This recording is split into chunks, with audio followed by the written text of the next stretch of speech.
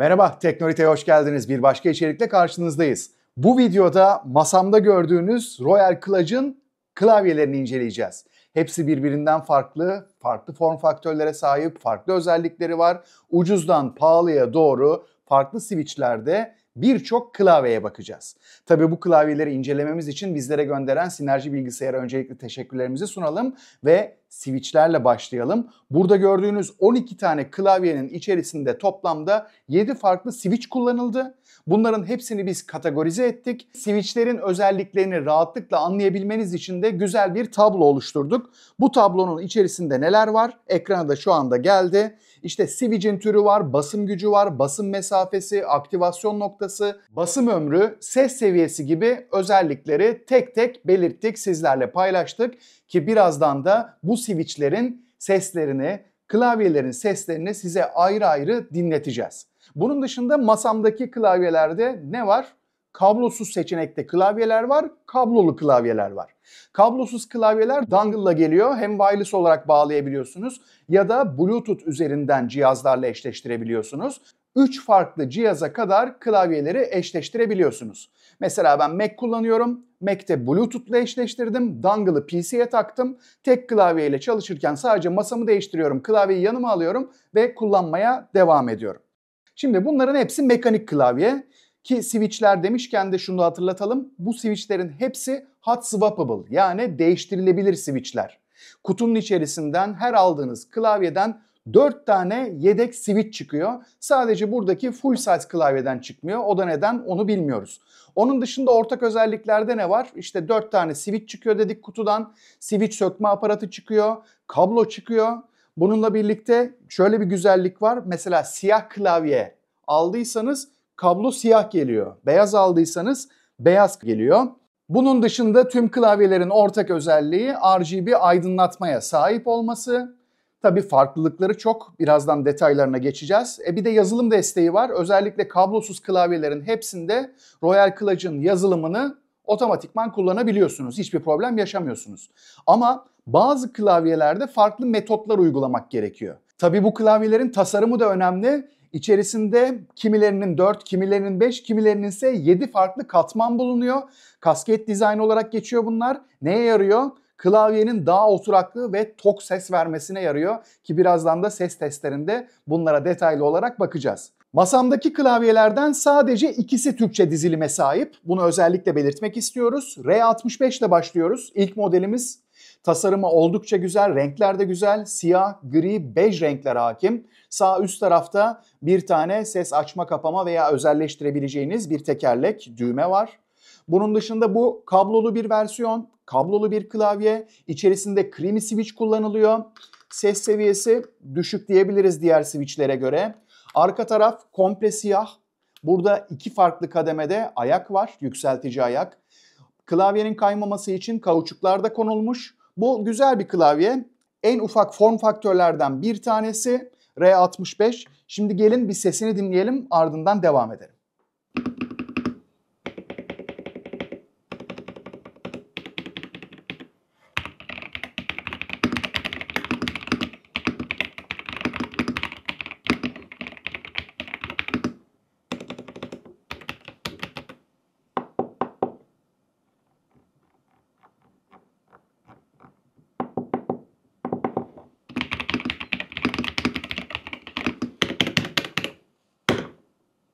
R65'in sesini dinledik. Bakın bir detay daha var burada. Enter tuşu Türkçe dizilimde büyük.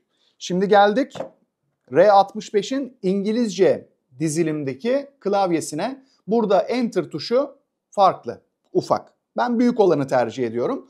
Ama bu klavyenin de İngilizce dizilimli olan klavyenin de renkleri çok güzel. Beyaz, yeşil, bordo renkler tercih edilmiş. 3 farklı renk var. Yine tüm özellikler aynı. Alt taraf bu sefer beyaz olmuş. Bunda da creamy switch var. Sesini bir dinleyelim. Ondan sonra diğer modellere geçelim.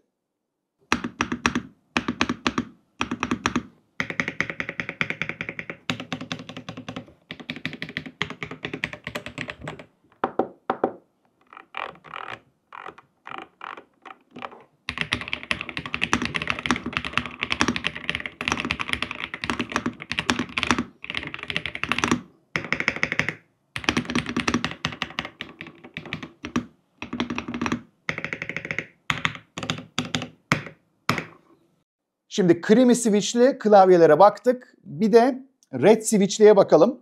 Red switch. Sesinden de anlaşılıyor. R61 var elimizde. R61 de oldukça ufak bir klavye. Tamamıyla beyaz. Önü, arkası, sağı, solu her yeri beyaz. Plastik, sert plastik. Bunu belirteyim. Bunun dışında dongle var bunda. Bu kablosuz bir klavye. Arka tarafta da dongle konumlandırılmış. Altta açıp kapama tuşu ve burada BG tuşu görüyorsunuz. Bluetooth veya 2.4 GHz'i buradan rahatlıkla değiştirebiliyorsunuz. Bağlantı noktası da burada. Tip C portu üzerinden de dilerseniz bu klavyeyi kablolu bir şekilde bilgisayarınıza bağlayabiliyorsunuz. Peki sesi nasıl? Ona da bir göz atalım.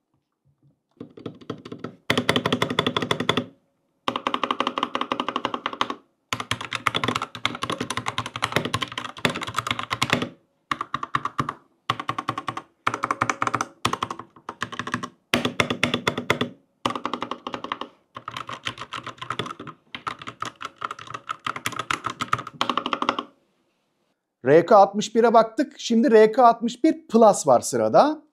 3 farklı renkteki bu klavye oldukça güzel. Fenerbahçelilerin tercih edebileceği bir klavye diyebiliriz. Biraz tabii hardala kaçıyor buradaki renk ama olsun. Lacivert, hardal, beyaz. 3 farklı renk var klavyede. Tasarım oldukça iyi. Alt taraf aynı. Dongle var burada ama tuşlar gitmiş. Nereye gitmiş? Arka tarafa. Açma kapama tuşu ve Bluetooth'la 2.4 GHz'i buradan rahatlıkla arkadan değiştirebiliyorsunuz. Bakın burada port sayısı artmış. Ne var bu klavyede? Klavyeyi kablolu olarak bilgisayarınıza bağladığınızda klavye üzerinden ayrıca tip C portlarını kullanabiliyorsunuz. Yani bu portlara hard disk takabilirsiniz, USB takabilirsiniz. Klavye üzerinden bilgisayarınıza bu portlar üzerinden cihazlarınızı da bağlayabilirsiniz. Tabii bu klavyenin RK61'den de switch olarak farkı var. RK61'lerde red switch vardı. Bunda ise Sky Cyan adını verdikleri turkuaz olarak nitelendirebileceğimiz bir switch kullanılmış. Şimdi de onun sesini dinleyelim.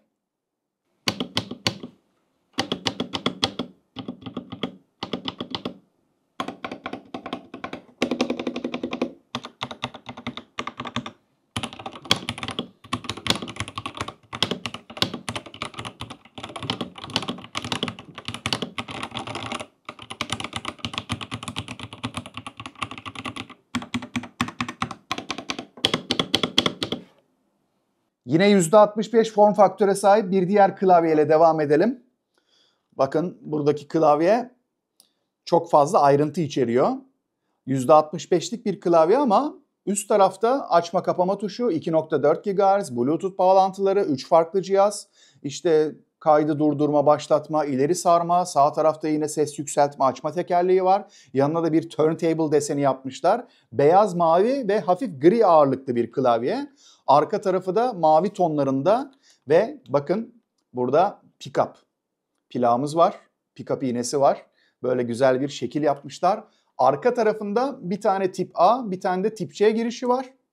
Burada desen olsun diye bir işe yaramayan işte ne pick-up koymuşlar, mikrofon, kaset, kulaklık koymuşlar.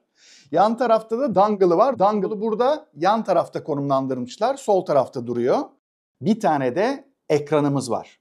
Bunda da yine aynı şekilde 2 kademeli yükseltme ayağı bulunuyor. İçerisinde de Custom 5 switch'ler var.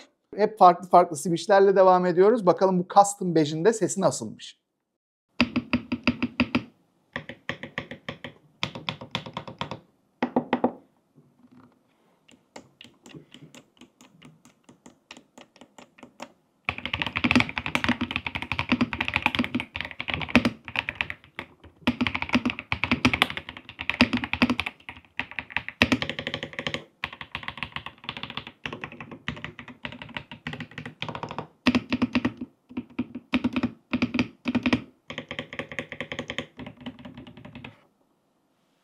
Klavyenin boyutunu bir büyütelim, bir üst kademeye çıkalım.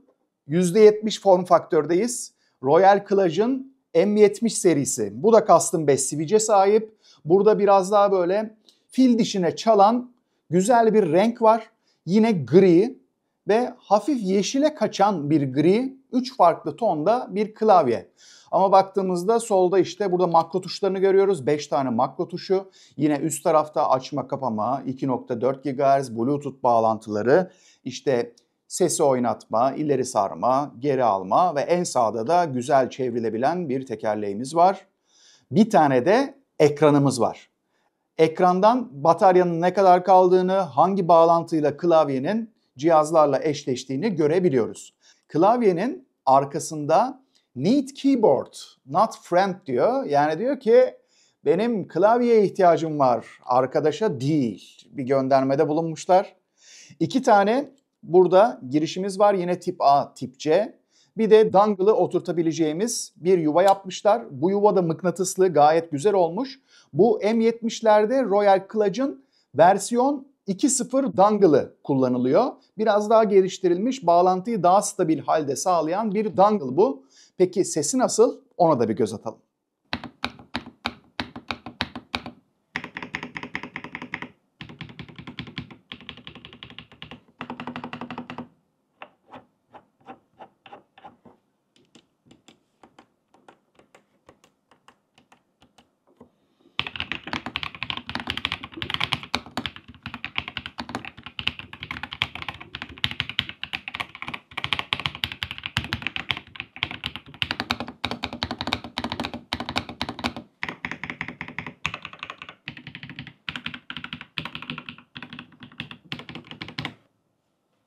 %75 form faktörlerle devam ediyoruz. Daha önce bahsetmiştim. Buradaki klavyelerden ikisi Türkçe demiştim. İşte ikincisi.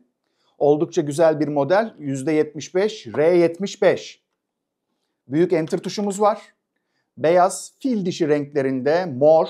Karıştırmışlar renkleri. 3 tane renk güzel duruyor.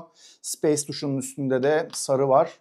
Sağ tarafta tekerleğimiz. Yine sesi açıp kapatmaya yarıyor. Bu kablolu bir model. Silver switch kullanılmış. Arkada tip C bağlantımız var.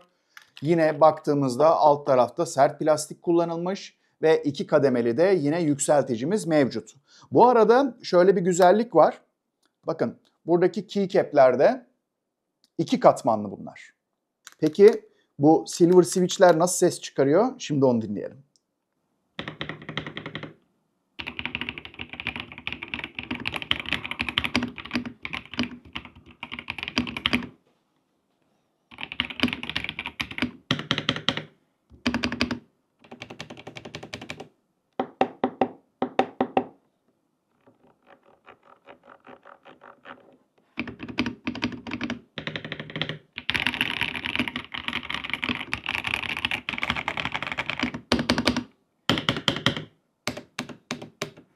Şu ana kadar beğendiğiniz klavye veya switch var mı? Lütfen yorumlarda paylaşın. Vakit kaybetmeyelim.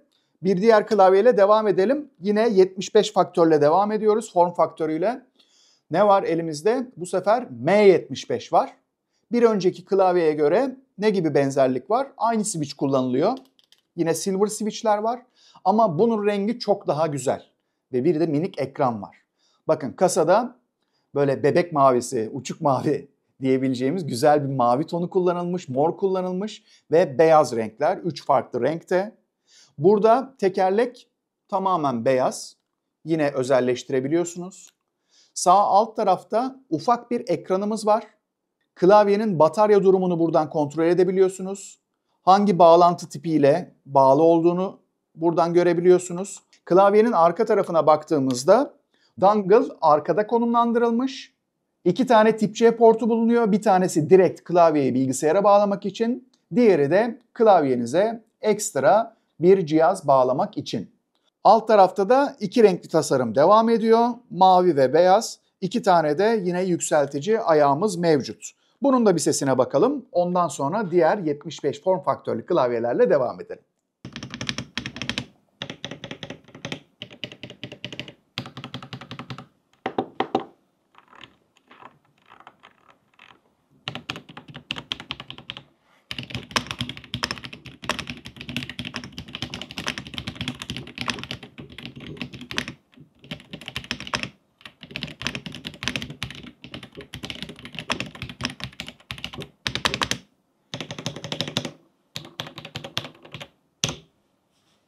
Sırada L75 modeli var.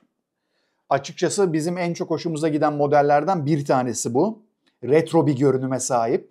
Yine %75 form faktörlü. Bu sefer ses açma kapama tekerleği sol tarafa alınmış. Kahverengi bej renkleri var. Bakın burada Royal Clutch yazıyor. Burası dokunmatik bir alan. İstediğiniz gibi özelleştirebiliyorsunuz. Mesela Windows üzerinden burada klavyeye dediniz ki masa üstüne dön. Buraya tıkladığınızda tık masa üstüne dönüyor. Veya dediniz ki Valorant'ı aç. Tıklıyorsun, tak Valorant Exe'yi çalıştırıyor. Oldukça güzel olmuş. Biz de bunu kurcalarken bulduk açıkçası. Şimdi devam ediyoruz. Bu klavyenin arkasında versiyon 2 dongle var.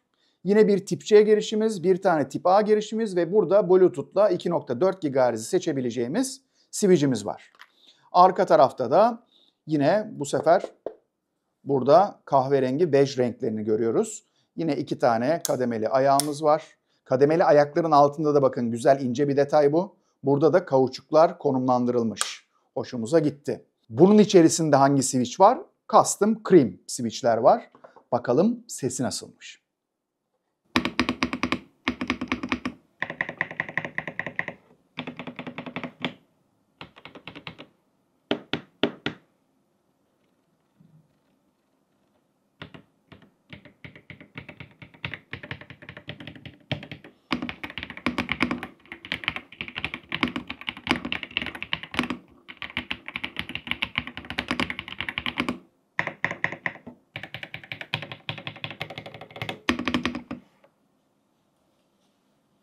Hemen araya biraz daha büyük boyutlu bir klavye sıkıştırdım.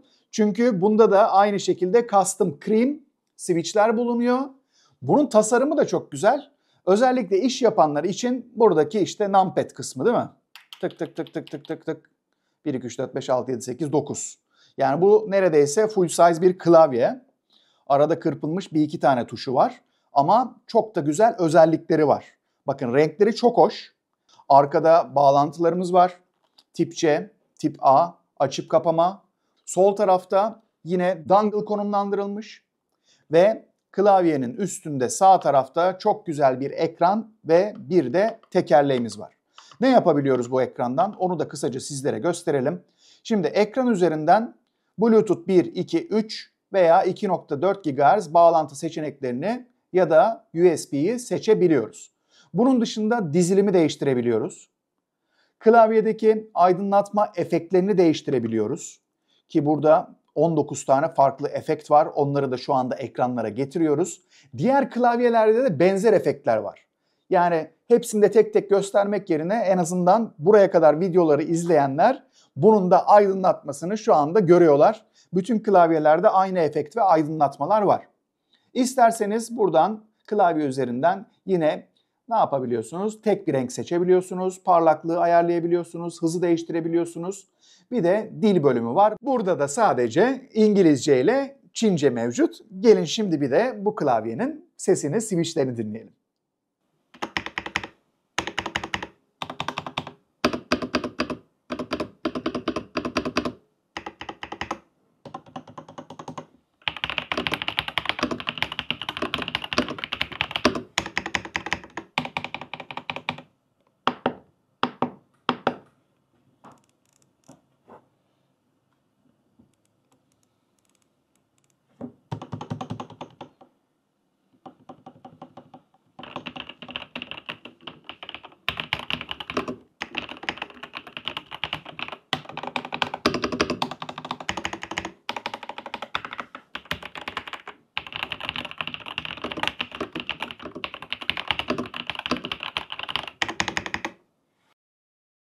Bir tık küçülttük klavyeyi. R87 Pro'ya geçtik. Numpad yok bunda.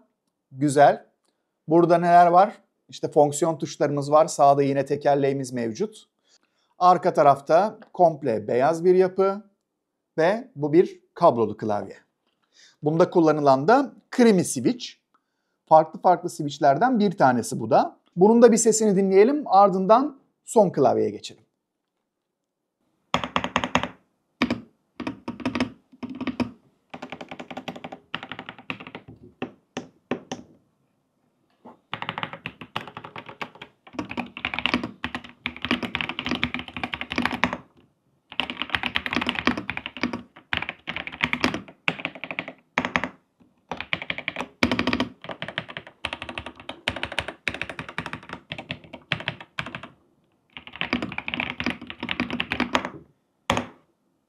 Geldik son klavyeye. RK918 full size bir klavye bu. Olması gereken tüm tuşlar üzerinde var.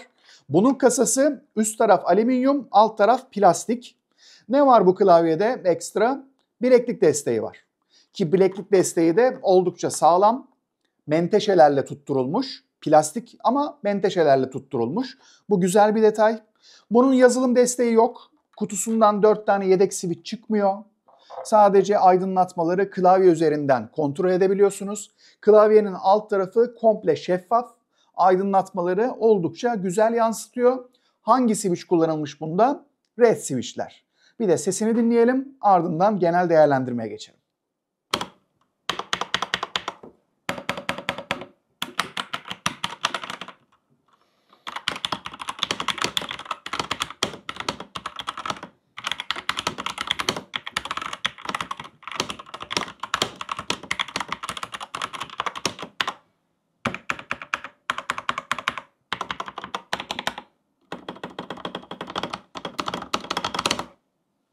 Şimdi geldik değerlendirme kısmına. 12 farklı klavyeyi sizlerle paylaştık. Bizim gözümüze çarpan eksilerle başlayalım. Mesela ilk eksi ne? Bizim için yazılım desteği. Kablosuz klavyelerde program üzerinden rahatlıkla klavyeleri özelleştirebiliyorsunuz. Kablosuzlarda farklı metotlara başvurmanız gerekiyor.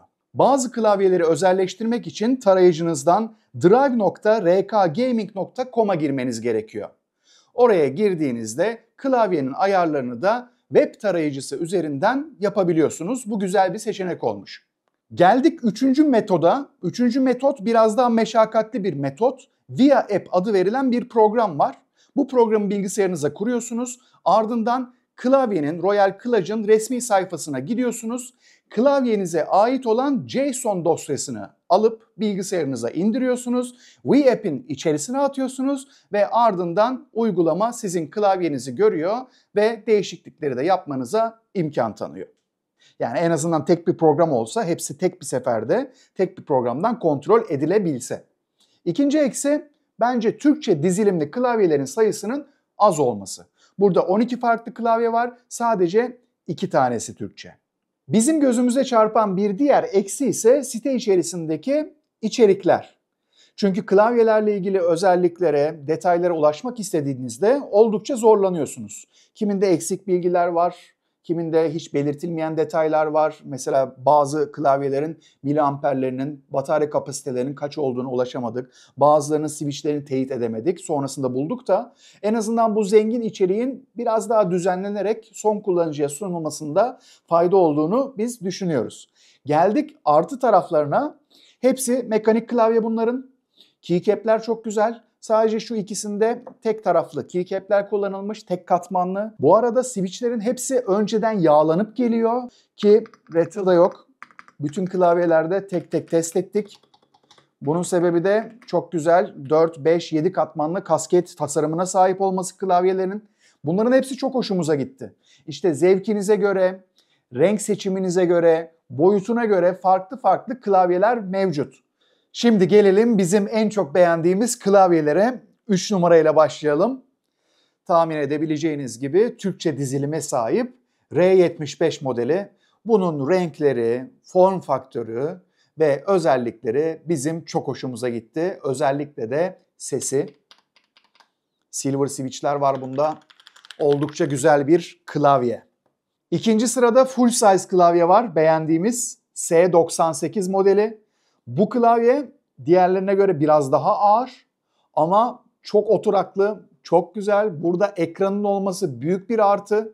Yine 3 farklı cihaza bağlanıyor olması, tekerleğinin bulunması, aydınlatmaları, renkleri bizim çok hoşumuza gitti. Bunun içerisindeki switch'in sesi de oldukça güzel. Diğerine göre biraz daha tiz sesi var. Ama favorimize geliyoruz. RKL 75. Retro görünüme sahip, makro tuşları da bulunan ve sağ üstte de dokunmatik alanı yer alan Royal Clutch'ın bu klavyesi. Ya çok güzel bu klavye. Gerçekten çok beğendim. Yani versiyon 2 dongle'la geliyor. Bağlantı seçenekleri çok iyi. Klavyenin sesi çok güzel. en tok, en güzel sese sahip olan klavye bizce bu. Ama derseniz ki yok ya ben işte bunun rengini beğenmedim, daha ufak klavye arıyorum. İşte burada sizlerle paylaştık. Daha büyüğünü arıyorum derseniz burada klavyeler var. Bu arada kısa bir hatırlatma, ürünlerin tekrar açıklamalar kısmında linklerini paylaştığımızı hatırlatalım. Fiyat bilgilerine oradan ulaşabilirsiniz. Değişen döviz kurlarından dolayı biz video içerisinde fiyatları paylaşmayı uygun görmüyoruz. Oradan girip beğendiğiniz bir model varsa fiyatları da kontrol edebilirsiniz. Nasıl buldunuz içeriği? Lütfen yorumlarda paylaşın ve en önemlisi kanalımıza da abone olmayı unutmayın. Bir sonraki içeriklerde görüşmek üzere.